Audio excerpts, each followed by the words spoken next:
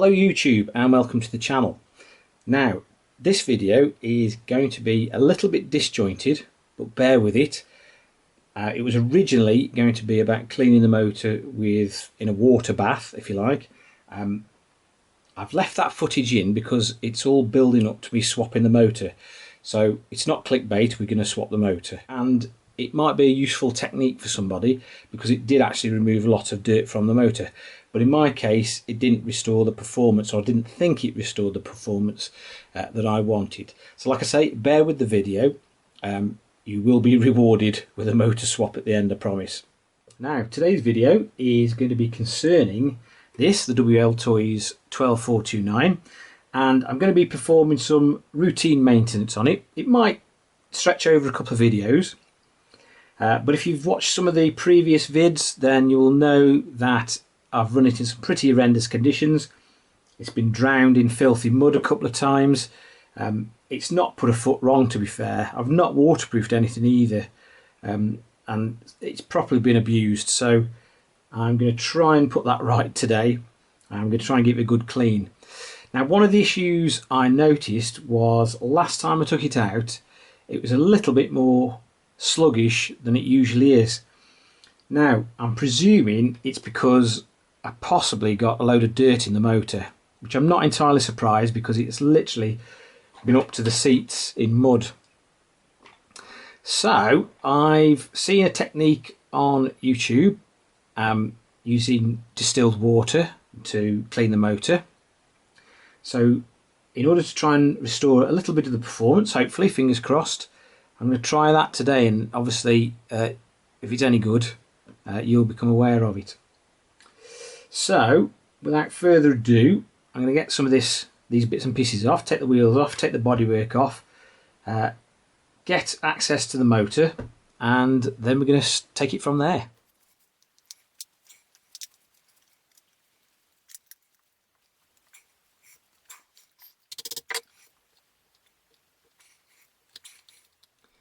Okay then, that's the motor extracted from the chassis.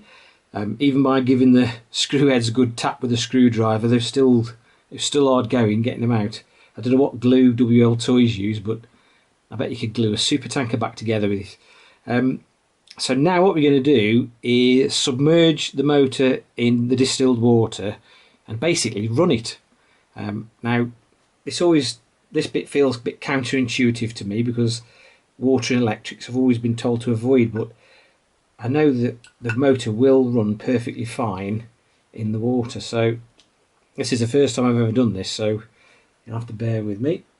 Let's turn the transmitter on. Okay, turn the car on.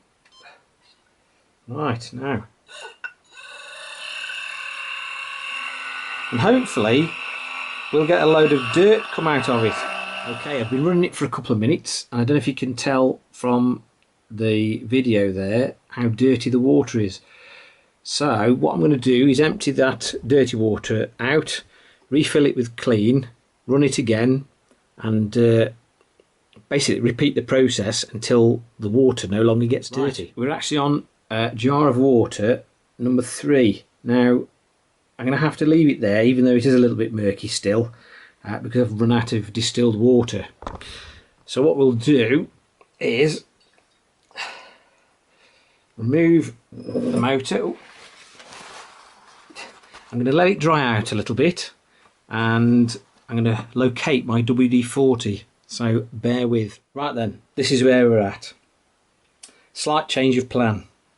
After I'd washed the motor out a few times, dried it, I mean you saw the dirt come out of it, it was filthy. Like I say, dried it off, put some WD-40 in it, tried it again on the buggy. It still didn't seem quite right. I don't know what it was, but something in the back of my mind said that if I put this back in, it's probably going to be the same.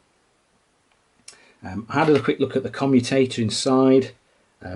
It doesn't look too bad, but it does look as though it's a little worn and possibly some minor damage. And when the motor's running, there's a continuous sparking in there, so I'm pretty sure that it had it. So in my infinite wisdom, I thought, I know, for YouTube, what I'll do, I will try and rebuild a non-rebuildable motor. So I got so far, took the back plate off, just about to remove this this end cap here, so I could take it out, clean the commutator up, and possibly fix it that way. But as you can imagine, it's a lot harder than it looks. For a start, I mean, Wltoys see fit to cement everything together, so I ended up abandoning it, and as I was sat there crying into my tea, I had an epiphany. Now I've got a 144,001 motor lying around, which is a 550. So I thought, well, normally all they are is just slightly longer. If it's like a 260 motor, a 280 is longer. Like a 130, a 180 motor is just longer, same sort of shape.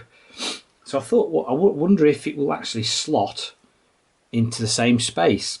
And lo and behold, I've actually got a spare motor mount as well, which is a bonus.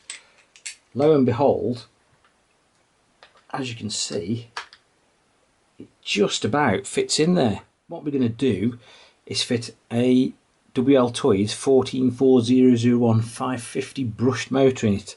So hopefully not only will it restore the performance, it'll also give us a bit more as well, which is a right bonus. As you can see, mounted the motor, it fits and clears the steering at the front. Seems to be working, meshing correctly. So let's take it for a spank outside, see what it's like.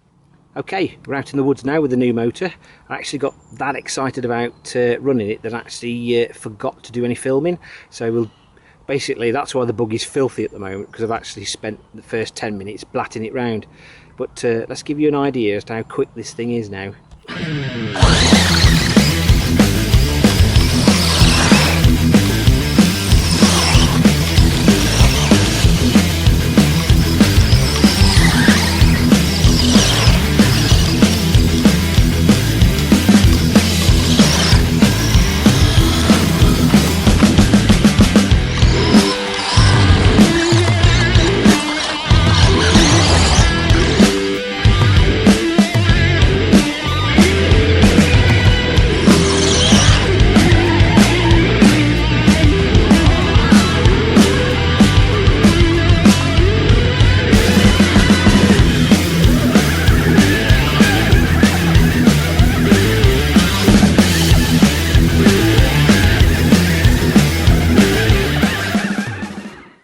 Okay, back indoors now. What did we think of the motor swap? Well, I reckon that's possibly about 15 to 20% quicker than it was before. So definitely a thumbs up, definitely improved it.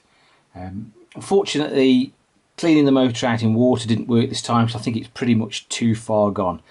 But if you're having the same issues and you've noticed a lack of power and you think you need to swap the motor out, this is a really easy way to do it.